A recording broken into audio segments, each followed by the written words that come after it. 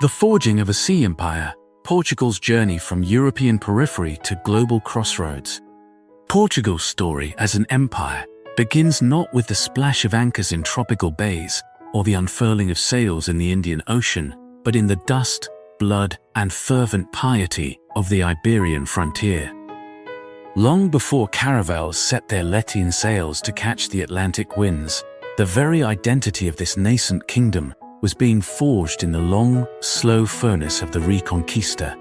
Crest between the ocean's restless, unknown horizon to the west and the ambitions of larger Iberian neighbors to the east and north, a small territory hardened itself through centuries of conflict, its character shaped by a constant state of siege and expansion.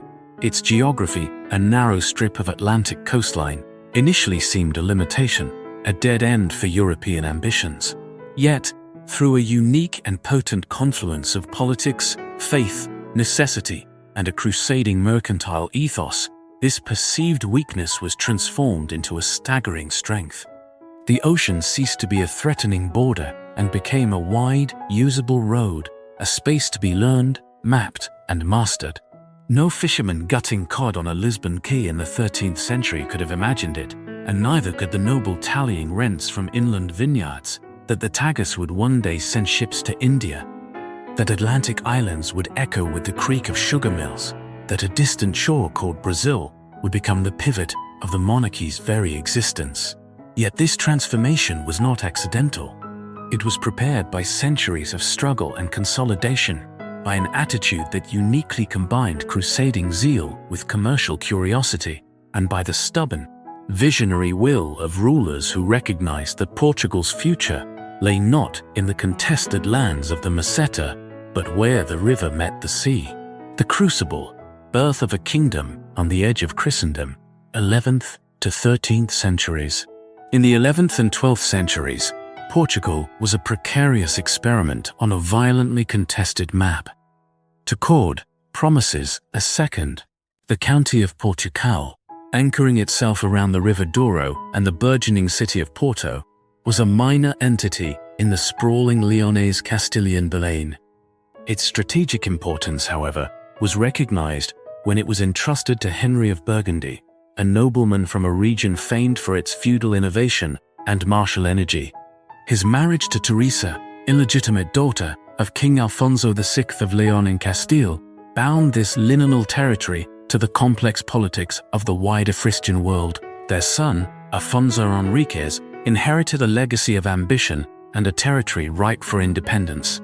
He masterfully tested the boundaries of loyalty and ambition, fighting his own mother at the Battle of Samamedi in 1228, securing his rule and then leveraging the weaknesses of his more powerful neighbors. The Battle of Auric in 1139, though shrouded in later myth and nationalist fervor, including the legendary apparition of Christ promising victory, entered legend as the moment Afonso seized a king's mantle, proclaiming himself Afonso I, King of the Portuguese. The ensuing decades were a masterclass in diplomatic legitimization. Afonso skillfully played the papacy against his Iberian rivals, appealing to Rome as a loyal son of the Church, engaged in holy war against the Moors.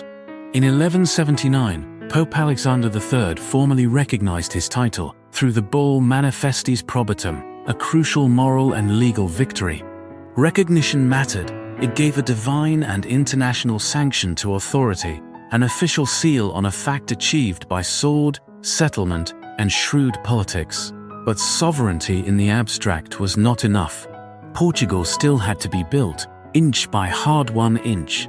This building process defined the kingdom's character. Portugal's early kings were warrior princes who wore the crusader's cloak as a second skin. They petitioned the papacy for crusading privileges, negotiated with the military religious orders, the Templars, the Hospitallers, and the indigenous order of Aves, and courted local nobles with grants of land, kautos, in exchange for military service. The southward push was a relentless, generational project.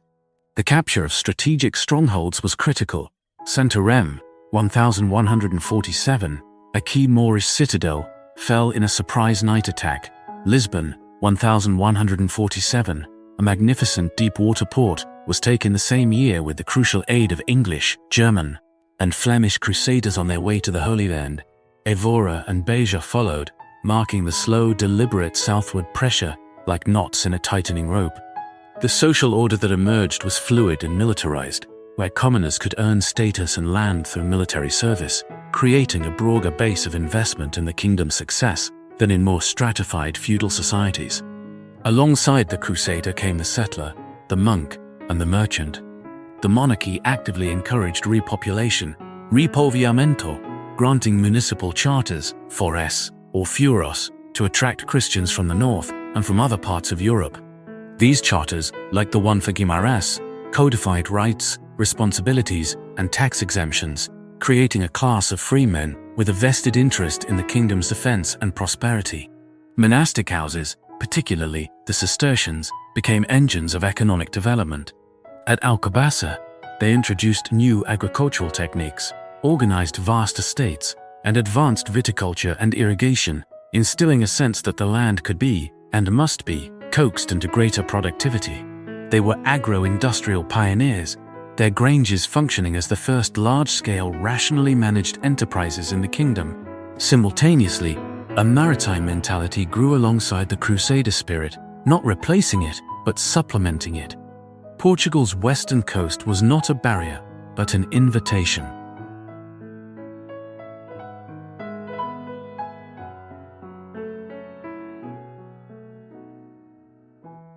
Fish, especially sardines and cod, were abundant. Salt pans in Setúbal and Aveiro filled under the hot sun, producing a commodity essential for preserving food and the key export, and the coast offered superb deep-water anchorages at Lisbon, Porto, and Lagos. The same energy that built frontier fortresses also built hulls and rigs.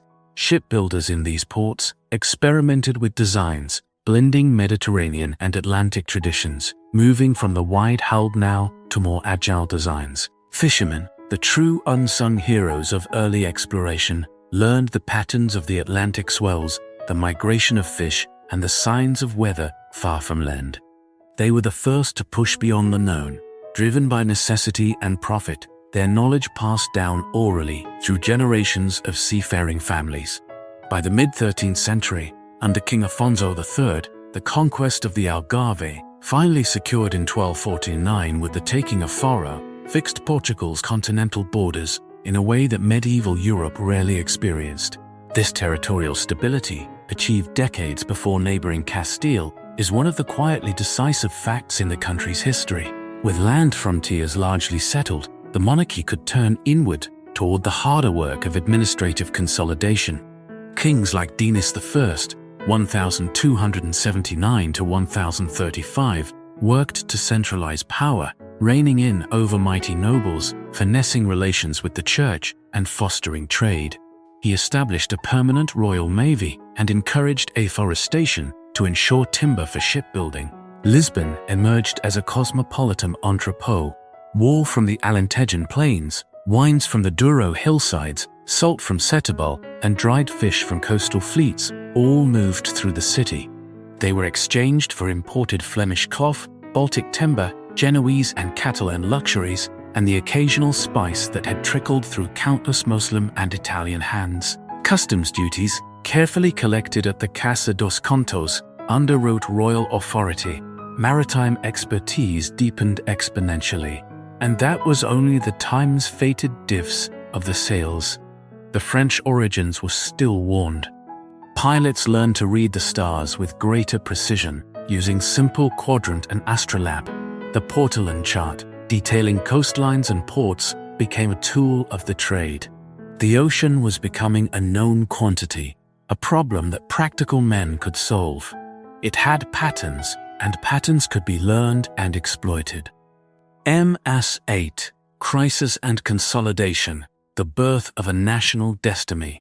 The 14th century did not spare Portugal the great disruptions that shook all of Europe. The Black Death arrived in 1348, tearing through towns and countryside with horrific efficiency.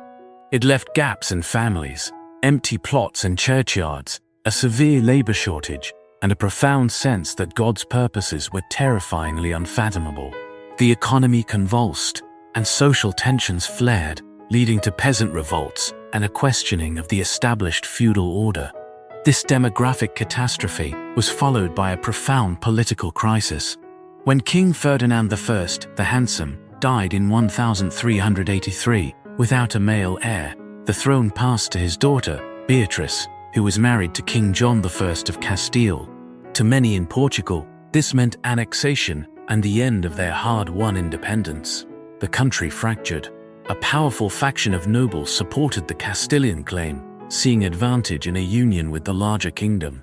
But the merchant class of Lisbon and Porto, the military orders, and much of the common people, o povo miúdo, feared Castilian domination and the loss of their commercial privileges.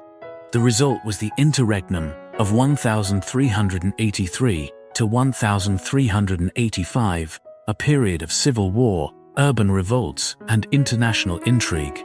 At the center of the resistance was John, master of the Order of Avis, an illegitimate half-brother of Ferdinand. His claim was weak by blood, but strong by popular acclamation. Backed by the fiery rhetoric of Lisbon's popular leader, the fishmonger Álvaro Pais, and the strategic genius of the general Nuno Álvares Pereira, the Avis faction mobilized. The clash culminated on August 14, 1385, at the Battle of Alvarote. There, a smaller, brilliantly led Portuguese force, using defensive tactics, the Couto system of prepared positions, and terrain to their advantage, decisively defeated the larger, heavily armored Castilian army. The victory was more than a military feat. It was a national founding myth. It declared, "We are independent, and we are capable of defending our independence." John of Aviz was crowned King John I, founding a new dynasty that would lead Portugal to its zenith. The confidence born at Aljubarrota mattered as much as the victory itself. It bent the future's arc decisively toward outward ambition rather than inward collapse. It allowed the new dynasty to speak with authority and to harness the kingdom's energies for expansion. To secure his position, John I immediately sought powerful allies. The Treaty of Windsor in 1386 formalized an alliance with England that would become one of Europe's most enduring compacts. The practical consequences were immediate. English archers and longbowmen helped secure the border. Mutual defense was pledged against Castile, and Portuguese merchants gained privileges in English ports. The marriage of John I to Philippa of Lancaster, daughter of John of Gaunt, cemented this. Old Alliance. Crew. Interonifications. Portugal. The clatter of carts bringing wool and wine to the docks, the calls of fishmongers, the creak of masts at anchor, the layered smells of tar, garlic, and exotic spices, all spoke of a city looking seaward.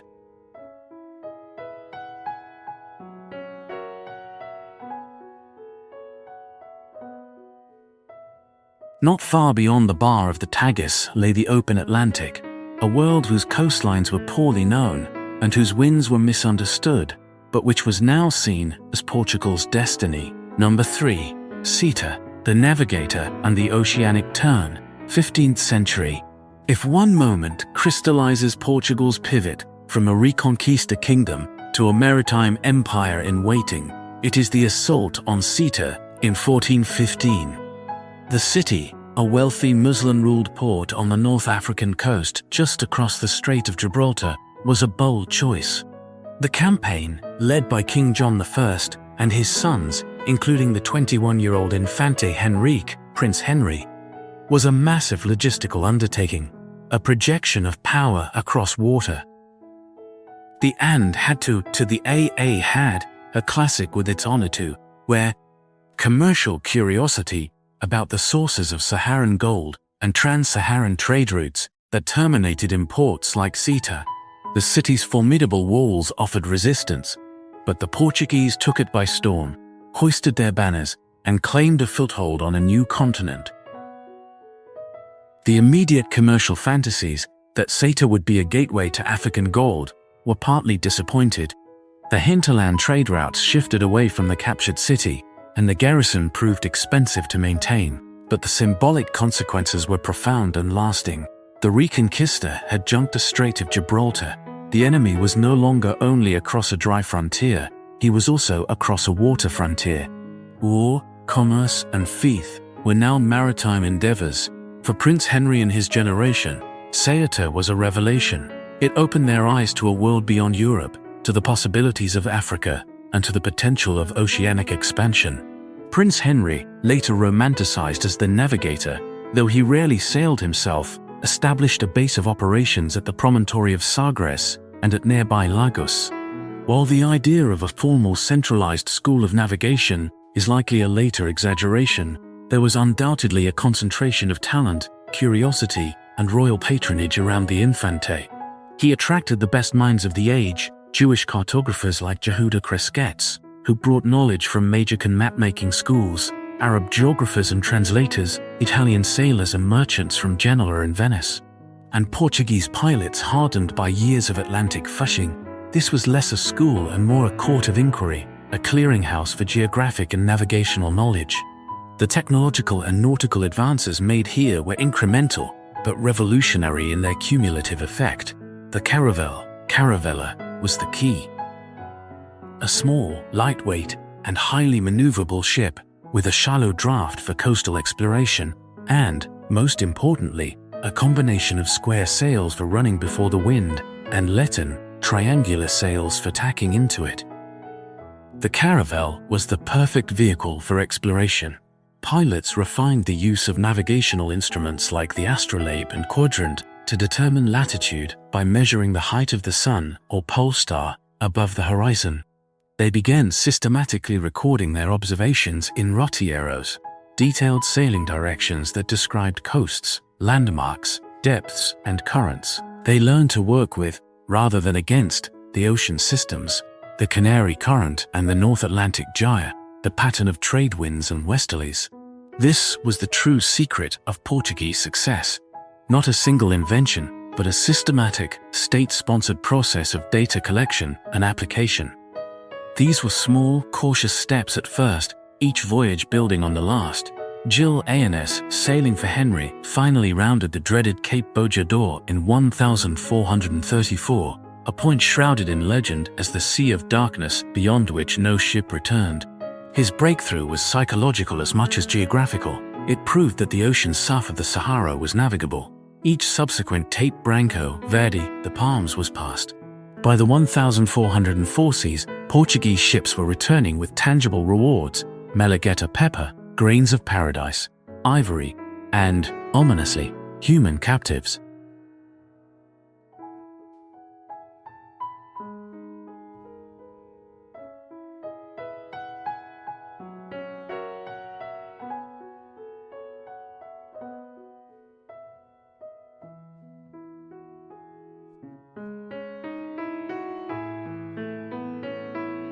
In 1444, the first public slave auction was held in Lagos, described chillingly by the chronicler Gomes Aens de Zerara, who struggled to justify the scene of weeping families being separated. This event marked the beginning of the transatlantic slave trade and braided human tragedy inextricably with exploration and profit. Prince Henry received his royal fifth, quinto, of the human cargo, sanctioning the trade from the highest level. Simultaneously, the Atlantic islands, the uninhabited Madeira archipelago, and the Azores became Portugal's crucial proving grounds.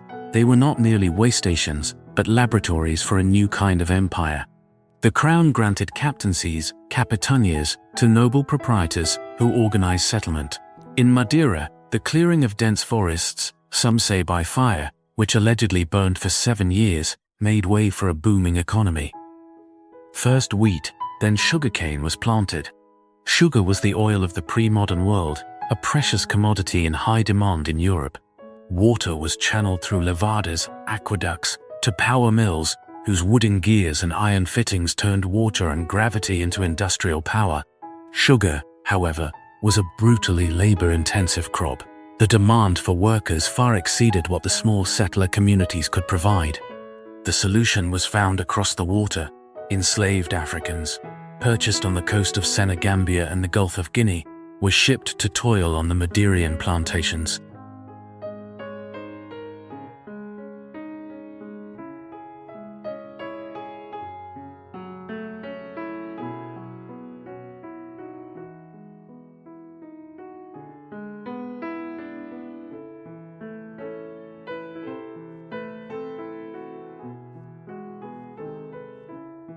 Here, in microcosm, the entire brutal template for the Atlantic plantation economy was developed: capital investment, monoculture, forced labor, and export-oriented production. It was a system of immense profitability and profound human cost, a template that would soon be transferred to the Cape Verde Islands, São Tomé, and on a catastrophic scale, to Brazil under King John II, 14881–149, a ruler of immense intelligence and ruthless determination, earning him the nickname, the Perfect Prince. Portugal's explorations sharpened into a calculated, state-driven strategy. His goal was explicit and monumental: find the sea route to India and break the commercial chokehold of Muslim Mamluk and Venetian middlemen over the spice trade. He centralized the crown's control over exploration, ending the era of noble-led initiatives. He fortified the trading post of São Jorge da Mina, Elmina Castle, on the Gold Coast, modern Ghana, to secure the gold trade, a masterpiece of military architecture that became the symbol of Portuguese power in West Africa. He dispatched overland spies, like Pero da Covilhã and Afonso de Paiva, who traveled disguised through the Mediterranean and down the Red Sea to India and Ethiopia, sending back crucial intelligence about the Indian Ocean world. The most dramatic breakthrough, however, came by sea. In 1487, John II commissioned Bartolomé Diaz to attempt the southern tip of Africa. Pushed by a fierce storm far to the south, Diaz realized he had been blown around the Cape. He landed at what is now Mossel Bay, South Africa, and sailed east until his terrified crew, battered by storms and fearing starvation, forced him to turn back. On the return voyage, he sighted the Great Cape itself. He called it the Cabo das Tormentas, the Cape of Storms. King John II, with an eye to propaganda and morale, renamed it the Cabo da Boa Esperança, the Cape of Good Hope. The conceptual barrier had been broken. The ocean was now, fully and finally, a road to the east. The Estado da India, a seaborne empire in the east, 16th century. The stage was set for the definitive voyage. In July 1497, a fleet of 4 ships under Vasco da Gama sailed from Lisbon. His voyage was a masterpiece of navigation and endurance. Sailing far into the South Atlantic, he leveraged the westerlies to swing wide around Africa, missing the calms of the Gulf of Guinea entirely, a maneuver known as the Volta do Mar. He rounded the Cape, crept up the east coast of Africa, and at Melendi, he secured the services of an Indian Ocean pilot, often identified as Ahmad ibn Majid, who guided the fleet across the Arabian Sea using the monsoon winds.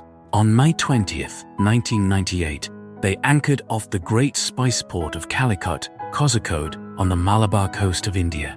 The initial encounters were fraught. Da Gama's cheap trade goods, striped cloth, wash basins, were scorned by a sophisticated market accustomed to fine textiles and precious metals from the Arab world. He faced immediate hostility from the established Muslim merchant community, who saw the Portuguese as dangerous interlopers. He returned to Lisbon in 1499 with a handful of spices and heavy losses of men to scurvy, but he had achieved the impossible. He had proven the sea route to the source of the spice trade. The world's economic logic was forever changed. Pope Alexander VI's Treaty of Tordesillas, 1494, which had divided the world between Spain and Portugal, now took on new meaning. The East belonged to Lisbon. Portugal moved with astonishing speed to consolidate this advantage. The Estado da India, State of India, was not conceived as a land empire, but as a network of commercial and military power controlling the maritime trade routes.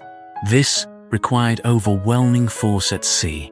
King Manuel I, the Fortunate, dispatched massive, heavily armed fleets under formidable commanders like Francisco de Almeida, the first viceroy, who established the doctrine of sea power by destroying a combined Muslim fleet at the Battle of Diu, 1509, and his successor, Afonso de Albuquerque, the true architect of the empire.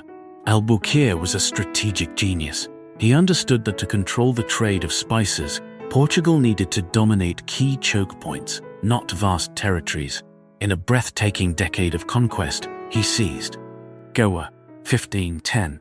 After a bloody conquest, it became the capital and administrative heart of the Estado, a Rome of the East, with its own Inquisition in archbishopric, a melting pot of Portuguese, Indian, and Eurasian cultures. Malacca, 1511. The wealthy entrepot controlling the Strait of Malacca and access to the Spice Islands, the Moluccas, and China. Hormuz, 1515, which commanded the entrance to the Persian Gulf. He also established a presence in Ceylon, Sri Lanka, for its cinnamon, and sought an alliance with the Christian kingdom of Prester John, Ethiopia. His vision was to close all traditional Red Sea and Persian Gulf routes to Muslim shipping, forcing the spice trade onto Portuguese vessels. The Portuguese system of control was innovative and brutal. They enforced a cartas system, requiring all merchant ships in their waters to purchase a license, a pass, from Portuguese authorities. Ships without a cartas were subject to confiscation and attack. This was essentially a protection racket on an oceanic scale. They also established fortified trading posts, fetorias, from Mozambique to Mombasa in Africa, to Diu and Daman in India, to Macau in China, settled in 1557. These were not colonies of settlement, but strategic nodes in a global network designed to funnel trade back to Lisbon. The Carreira da Índia, the annual voyage from Lisbon to Goa, became the longest and most dangerous regular sea route in the world, claiming countless ships' lives. The Paya Gala, the Pasabaya Gala Tower, and the Savage in the Dark. Lisbon itself was transformed. It swelled into the first truly global city of the early modern era, a European capital through which the world's wealth flowed. The Casa da India was established to manage the crown monopoly, overseeing the arrival and auction of spices. The Ribeira da Naus became one of the world's most advanced shipbuilding centers. The city's sounds were a symphony of imperialism, the prayer bells of new churches, the market cries in a dozen languages, the hammering of shipwrights, and the arguments of factors calculating profits. Pepper, cloves, nutmeg, and cinnamon, the words themselves were like perfume in the mouths of merchants. Wealth paid for the Manueline style of architecture, a flamboyant, maritime-inspired Gothic, evident in the Geronimo's Monastery and the Belém Tower, monuments carved with ropes, corals, and armillary spheres, celebrating the ocean that had brought such riches. Yet, the Estado da India was always more fragile than it appeared. It was a string of beads, and the string was constantly under strain. The vast distances, a voyage to India took 6 months one way, stretched logistics and communication to the breaking point. Corruption was rampant among officials thousands of miles from oversight. Crews were often press-ganged from the dregs of Portuguese society, and mortality rates from shipwreck, disease, especially scurvy, and combat were catastrophic. The Portuguese never replaced the complex, polyglot network of Arab, Indian, Malay, and Chinese merchants who had long dominated Indian Ocean trade. They merely inserted themselves at the top as violent regulators. Their power was real, but it was always negotiated, always contingent on local alliances, and always at risk from a rival fleet, a sudden storm, or a local uprising. The empire was sustained by a constant flow of men and ships from a metropole with a desperately small population, making its endurance all the more remarkable. A full V, the Atlantic fulcrum, the accidental discovery and purposeful exploitation of Brazil. While the East dazzled, the West ripened. In 1500, a massive fleet of 13 ships under Pedro Alvares Cabral, en route to India, was caught by the South Atlantic's prevailing winds and currents. Whether by accident or by a secret design based on prior knowledge, the theory of premeditation, they were blown far to the west, making landfall on an unknown shoreline of immense timber and safe harbors. Cabral claimed this island of the True Cross for Portugal, but it would soon be called Brazil, after the valuable pau Brazil, Brazilwood, tree that yielded a precious red dye. For the first 3 decades, Brazil was a neglected sideshow compared to the riches of India. It was little more than a source of Brazilwood, harvested by a few coastal fetorias through a barter system, escambo, with indigenous Tupinambá peoples. However, the growing threat of French interlopers, attracted by the same dyewood, prompted the crown to change its approach.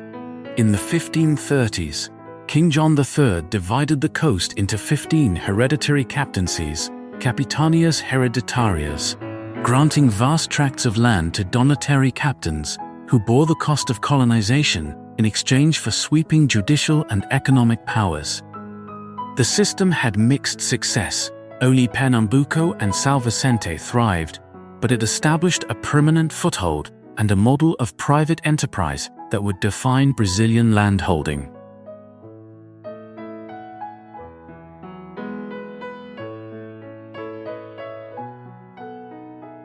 The true transformation began when the logic of sugar arrived from the Atlantic islands. The northeast coast of Brazil, particularly Pernambuco and Bahia, proved perfect for sugarcane cultivation. Engenhos, powered by water or oxen, rose on river mouths. Fields were cleared and laid out.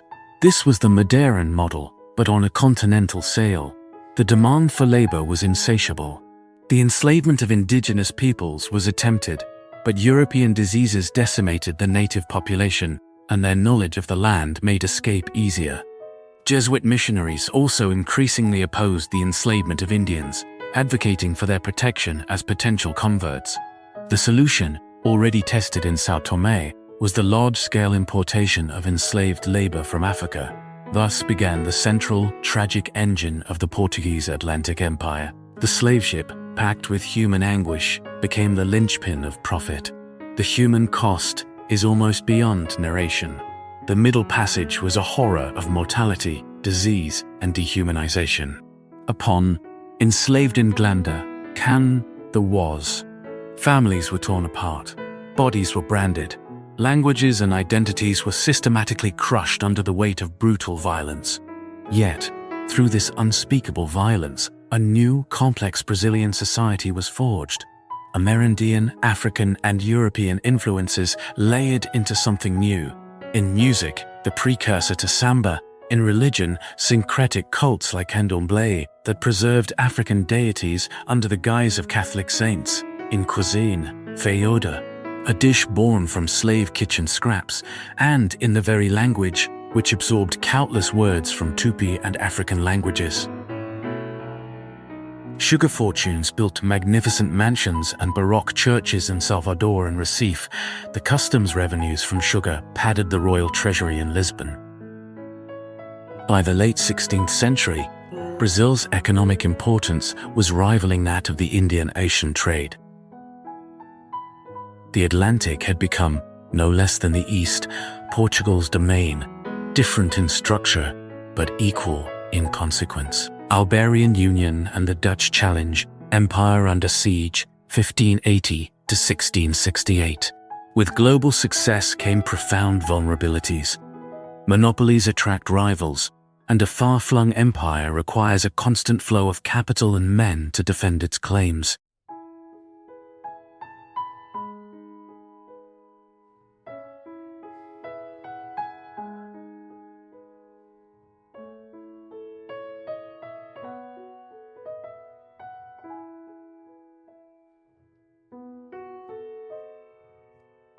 By the mid-16th century, English and French privateers were testing Atlantic waters, but the most formidable challenge came from the Dutch, whose revolt against Spanish rule made them natural enemies of the Iberian powers.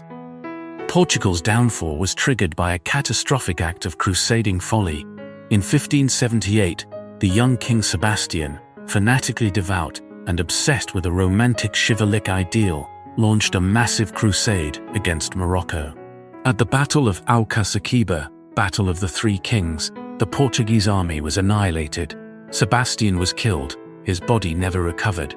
The crisis of succession was immediate and profound. The Cardinal King Henry, Sebastian's elderly uncle, died 2 years later without an heir, ending the Aves dynasty. The strongest claimant was Philip II of Spain, grandson of King Manuel I of Portugal. With Portuguese coffers empty from the Moroccan disaster, the nobility divided, and Philip's armies and gold on the border, resistance collapsed. In 1580, the Duke of Alba's forces defeated the Portuguese at the Battle of Alcantara, and the Iberian Union was declared, fusing the crowns of Spain and Portugal for the next 60 years. On paper, the Kingdom of Portugal and the Algarves retained its own laws, currency, and separate administration. In practice, it was subsumed into Spain's global wars and inherited Spain's powerful enemies, most notably the newly independent Dutch Republic.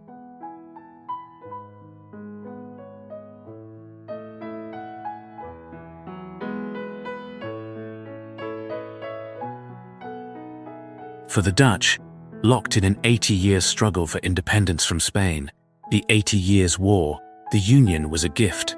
Portugal's global empire, now under the Spanish flag, was considered fair game. The Dutch possessed superior nautical skill, more advanced financial tools, like the Dutch East and West India Companies, joint stock companies with massive capital, and a relentless commercial drive. They systematically attacked the Portuguese Empire worldwide. In Asia, the Dutch East India Company (VOC) seized key points: Malacca, 1641, the Spice Islands, the Moluccas, Ceylon 1658, and ports in India. They established their own base at Batavia and strangled the Portuguese spice trade. In the Atlantic, the Dutch West India Company (WIC) captured the Brazilian sugar captaincy of Pernambuco in 1630, holding it for a quarter century under the remarkably enlightened administration of Count John Maurice of Nassau, who brought artists and scientists to Recife. They also captured the slaving hub of Luanda in Angola, 1641 to 1006, threatening to sever the very lifeline of the Brazilian economy. At home, Portuguese resentment festered. The Union meant Portuguese interests were subordinated to Madrid's Habsburg strategies. Portuguese merchants suffered from embargoes aimed at Spain. The myth of Sebastianismo, that the lost King Sebastian would return on a foggy morning to save his nation, grew in power, a testament to national trauma and longing. A distinct Portuguese national identity, defined in opposition to Spain, began to crystallize.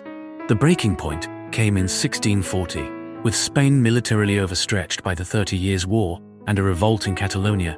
A conspiracy of Portuguese nobles and merchants staged a nearly bloodless coup in Lisbon. They proclaimed the Duke of Braganza king as John IV. The Restoration War that followed was long and grueling, fought on the frontiers and in the colonies. Crucially, Portugal reactivated its ancient alliance with England, signing new treaties that provided military and financial support. Through a combination of stubborn resistance, skilled diplomacy, and Spanish exhaustion, Portugal prevailed. Spanish recognition of Portuguese independence finally came in the Treaty of Lisbon in 1668. But the world had changed. The war to recover the empire was only partially successful.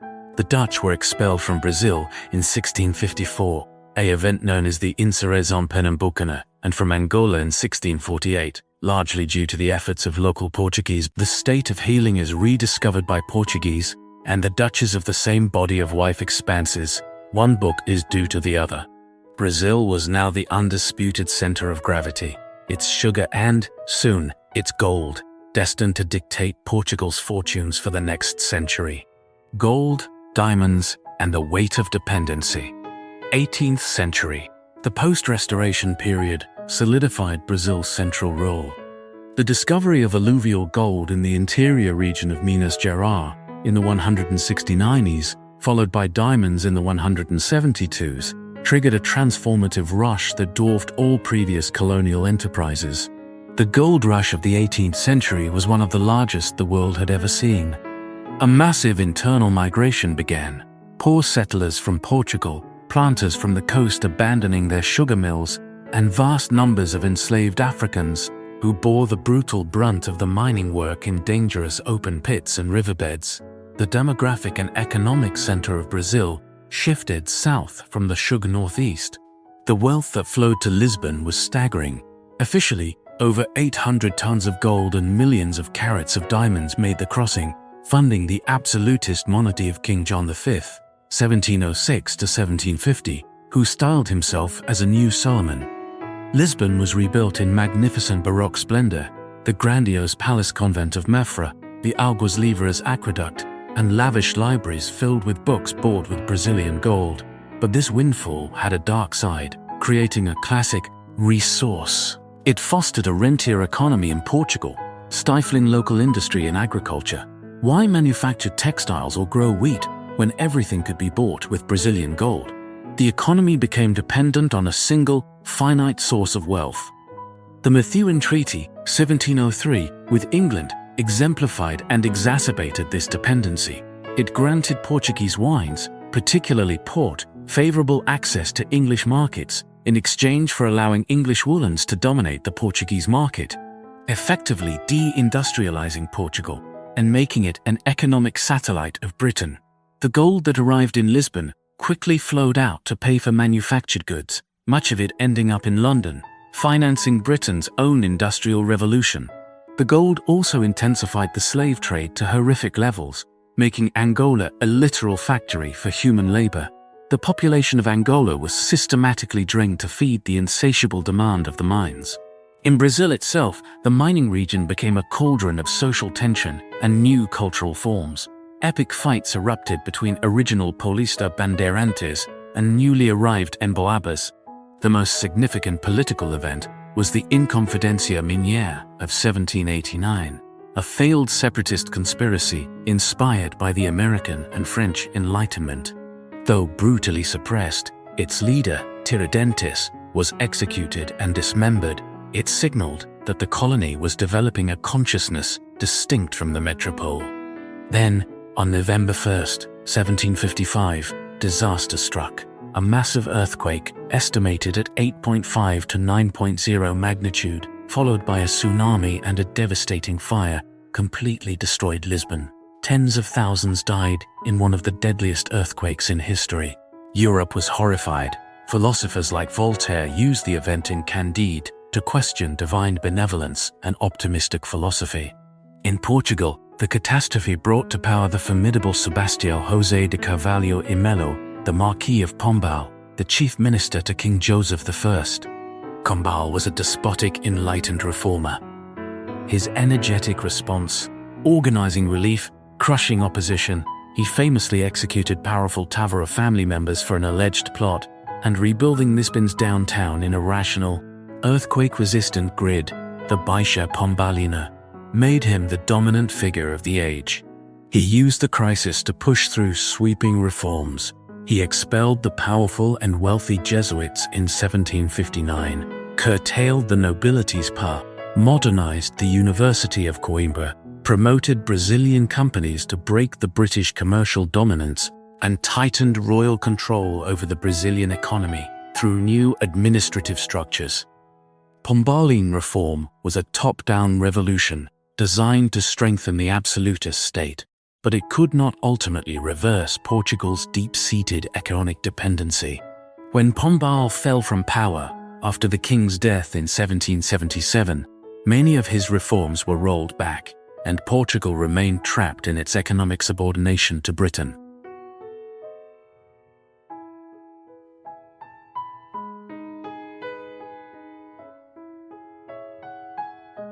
8-7. The Flight West, Revolution and the Loss of Brazil, 19th century. The early 19th century brought the forces of revolution crashing onto Portugal's shores. The Napoleonic Wars engulfed Europe. Portugal, stubbornly loyal to its ancient alliance with Britain, refused to join Napoleon's continental system. In response, in 1807, a French army under General Junot marched on Lisbon. The Prince Ballanstry of history, conquest, lived into the fabric of soul. In a stunning reversal of the colonial relationship, the court fled under British naval protection.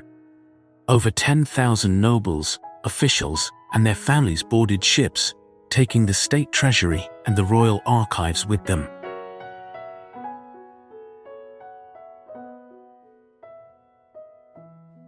In early 1878, they arrived in Rio de Janeiro. Overnight, the colonial capital became the seat of a global empire. The 13-year reification of the monarchy had transformative effects. Immediately, João opened Brazil's ports to friendly nations, i.e. Britain, breaking the colonial pact of exclusivity that had existed for centuries.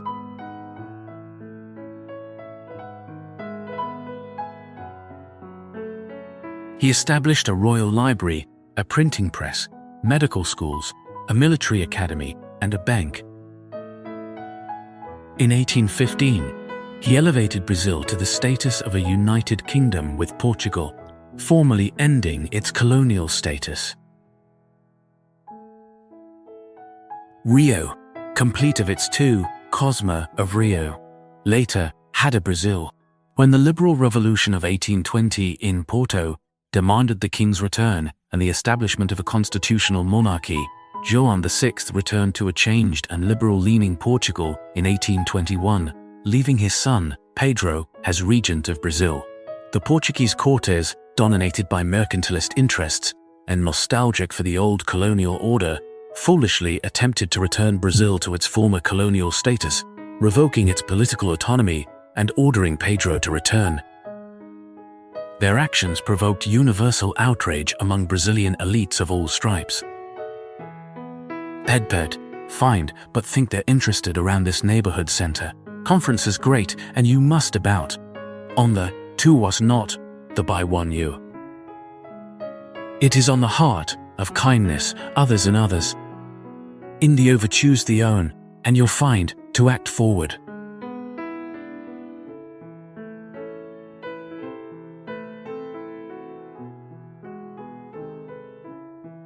The loss of Brazil was a catastrophic blow to Portugal. The jewel of the empire, the source of its gold and its global significance, was gone. Portugal was reduced to a small, impoverished European nation on the periphery, left with a scattered, underdeveloped collection of African territories: Angola, Mozambique, Guinea-Bissau, São Tomé and Príncipe, and Asian enclaves: Goa, Macau, Timor.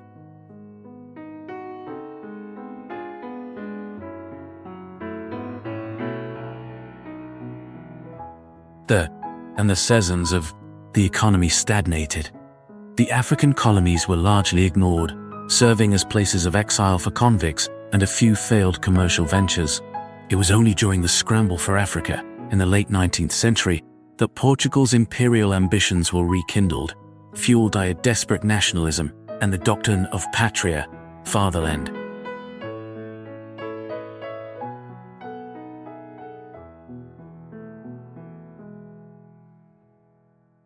The dream bled his mind to a detched, the tetched T of 5, and phrase of life, and the tetched of life, and bales and mill, a single duck of love, and savage of the pink bled.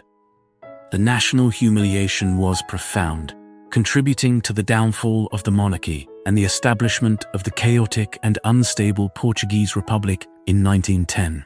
The final act: Estado Novo, colonial war and Carnation Revolution.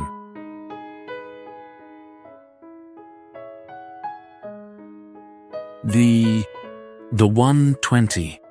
His Estado Novo, new state, was authoritarian, Catholic, corporatist, and fiercely nationalist. Salazar's regime constructed a powerful and enduring myth that Portugal was not a colonial empire, but a pluricontinental nation, a single state spanning multiple continents, from the Minho to Timor.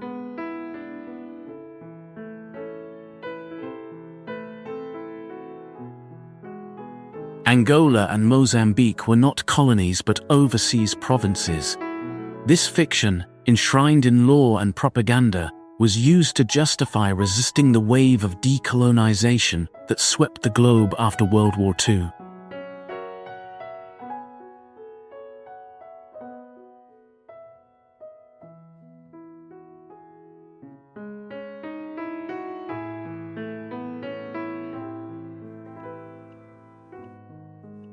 Salazar invested in the African colonies, encouraging hundreds of thousands of poor Portuguese settlers to emigrate there, building a white-dominated society that was determined to remain.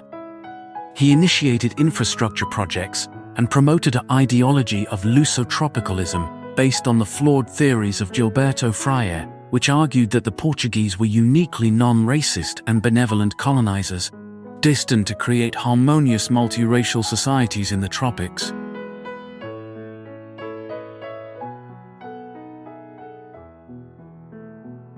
This refusal to decolonize led to disaster.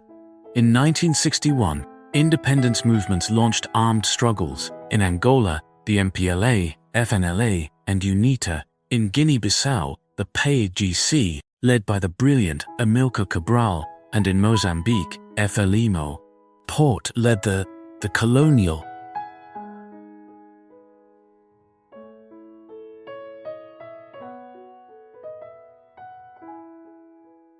young conscripts, often illiterate boys from the poorest villages, were sent to die in distant jungles.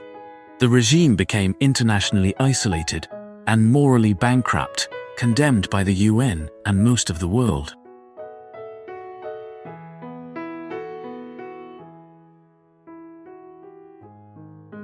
Salazar's successor, Marcelo Caetano, proved unable to change course.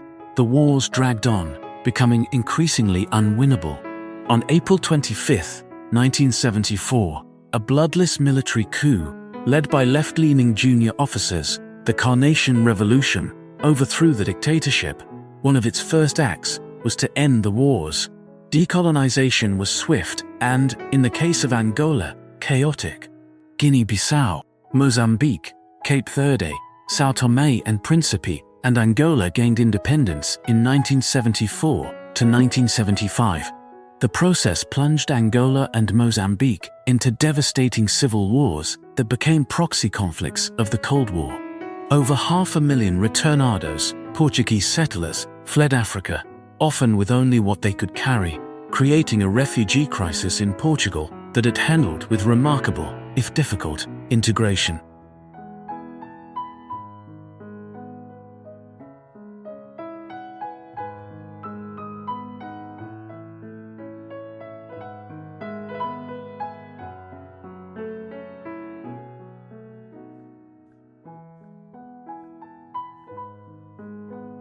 Goa had been forcibly annexed by India in 1961 in a swift military action that Lisbon could only protest impotently.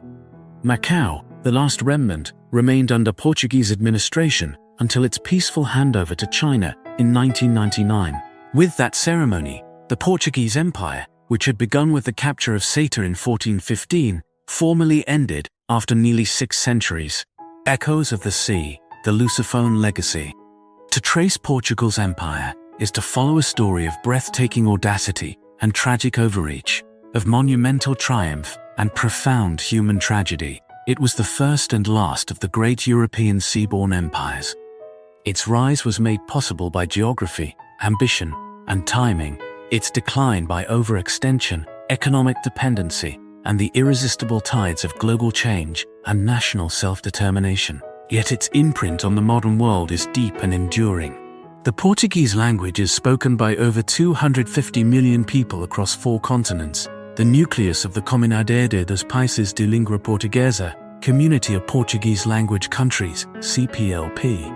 Lusophone culture is a vibrant tapestry of shared and divergent experiences, visible in the literature of José Saramago, Mia Couto, and Pepetela, in the music of fado, samba, and morna, in the syncretic religions and cuisines that blend influences from around the world. The empire left scars that have not fully healed, the legacy of the transatlantic slave trade, underdevelopment, and inequality that continue to challenge its former territories. But it also forged connections that bind disparate communities across vast oceans. Portugal itself, a small nation on the edge of Europe, wrote itself into world history through the courage, cruelty, and curiosity of its sailors, traders, missionaries, and settlers. The echoes of that endeavor, the first to truly globalize the world, creating lasting patterns of exchange, migration, and cultural fusion, still resonate long after the empire itself has passed into history. The Portuguese Empire was not just a story of conquest and extraction. It was a formidable, centuries-long project that shaped the modern world for better and for worse, and its legacy is a permanent part of our global heritage. Make sure to subscribe to our channel for more history documentaries, and tell us in the comments which part of this documentary was most interesting to you. Thank you for watching and being a part of our journey through history, and we'll see you in the next documentary.